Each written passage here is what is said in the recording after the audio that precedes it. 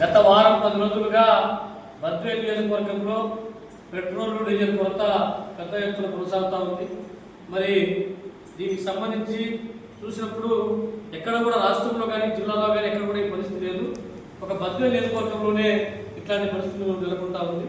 దీని కారణంగా చాలామంది వాహనదారులు మరి అనేక మంది వెహికల్స్ ప్రతి ఒక్కరు కూడా ఇబ్బంది పడుతున్నటువంటి నేపథ్యం కనబడతా ఉంది. మరి ఎందుకు ఇక్కడ ఈ నియోజకవర్గంలో మాత్రమే ఆ విధంగా ఉందని చెప్పి ఈరోజు మేము అడుగుతా ఉన్నాం.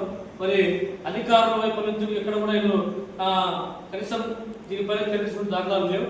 మరి ఈరోజు వాస్తవంగా ఈ పెట్రోల్ డీజిల్ ధరల పైన డీజిల్ పైన కూడా బ్లాక్ మార్కెట్ తరలించి మరి ఈరోజు 100 రూపాయలటువంటి దాన్ని 150కి 200 రూపాయలు కూడా అమ్ముకునేటువంటి స్థితి కనబడతా ఉంది. మరి కాబట్టి మేము అడుగుతాము భారత కమ్యూనిస్ట్ పార్టీ సిపిఐగా బద్వేలు నియోజకవర్గంలో తక్షణమే ఈ పెట్రోల్ డీజిల్ ఏదైతే కొరత ఉందో దాన్ని ఎవరు దీనికి కారకులైనారో వాళ్ళపై కూడా సివిల్ కేసులు పెట్టాలి.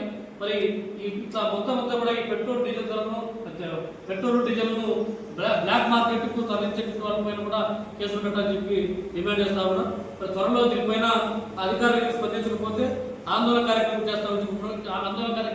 చేస్తామని చెప్పి హెచ్చరిస్తా ఉన్నాం.